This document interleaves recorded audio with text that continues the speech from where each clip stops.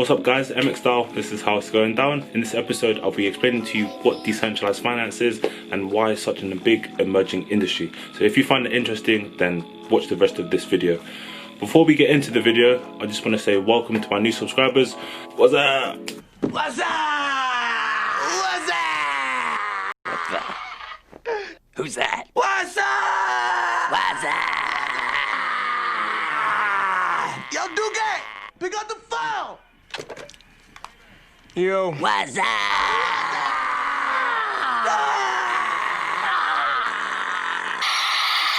Anyway, what is decentralized finance? So, decentralized finance, also known as DeFi, is the revolutionary technology that's taken the world by storm. So essentially they use decentralized apps on a blockchain network which operate independently from a bank. Dude, can you fucking talk English please? Like, what do you think we are? Fucking rocket science. So that means that you don't have to, use your credit score. You don't have to be worried about your personal history in order to obtain loans. You just have to have collateral in terms of getting money. So for example, if you've ever used, I think it's Money Supermarket or the Yellow Shop, I'm gonna put the link up here, but essentially they give you loans by using collateral. So you can give them some gold, for example, and then they'll give you a loan based on the value of that gold. So that's essentially how decentralized finance works.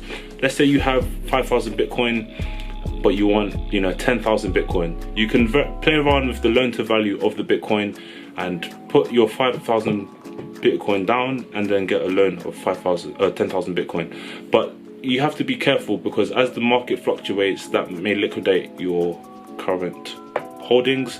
So that would mean that they would automatically liquidate your assets in order to cover your losses. So it is a bit technical. That's why it's a bit tricky.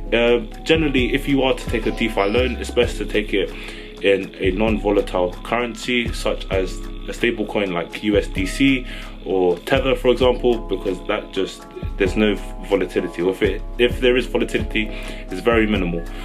So how can decentralized finance be applied? Well, you can apply it to real world assets, for example. Let's say we have a current mortgage system where I'm not going to explain how mortgage works, but rather than having to mortgage a house, you can tokenize your house, for example, and then you can put that onto a platform and then get a loan based on the value of your tokenized house, if that makes sense. So it's essentially the same thing, but it removes the barrier to entry. So you're probably asking, why is DeFi starting to make a noise now? Essentially, technology is more affordable now, and it means that a higher proportion of the population can afford smartphones and computers. So as of January 2019, 57% of the world's population used internet on a regular basis, which is over 3.5 billion people, which is crazy. But however, there is a lot more work to do. If you compare that number though to what it was in 2013, it was only around 35%. So we are gaining some pace, but it's to do with mass adoption essentially, which is only going to take time.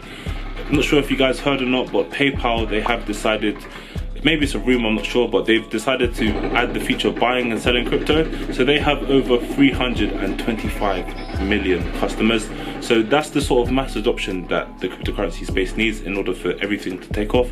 So it is a very exciting time, and hopefully it won't be too long before we see the bull run of, a similar bull run of the one that we saw in 2017. Only time will tell, guys, but it looks like we're on pace. Where can decentralized finance be applied? Well, at the moment, we have a variety of real-world assets, but we're not able to trade them online. Once these assets are tokenized, so we're talking about things such as physical assets like a computer, a camera, a house, art, property, for example. Once they're able to be tokenized, then they can be put on a blockchain network, and then you can get a loan based on their value. So it eliminates having to physically go to a bank, eliminates having to be in a real first world country, and it just gives everyone more opportunity. In decentralized finance, there's lower loans as well, and there's more flexibility in terms of paying back the loan. So it opens up the world to a wider market. At the moment, there's 1.7 billion people that aren't banked. So they live in third world countries, they don't have access to a bank, maybe it's in the town next door. And also, interestingly, there's 25 million people that have used to decentralized finance. So we're very much in the early adoption phase. So if you were to, for example, buy one of the cryptocurrencies that I'm going to mention, that are DeFi, then it could potentially do quite well in the upcoming years. So before I go, I'm just going to let you know some of the current DeFi cryptocurrencies that are available right now and that are potentially going to give a good return on investment, similar to the altcoins in 2017. So let's get into the list. First one is Compound. If you guys are interested in buying that, then you can go on CoinMarketCap, click on Compound, and it will show you the different exchanges that you can buy the cryptocurrency on. Be careful though, because some exchanges are a bit dodgy, so you need to check for the volume. Or if you just have any questions, just ask me, in fact, because I have a bit of experience. Anyway, next up we have Balancer. Balancer is also quite a new one that's gone up quite a bit.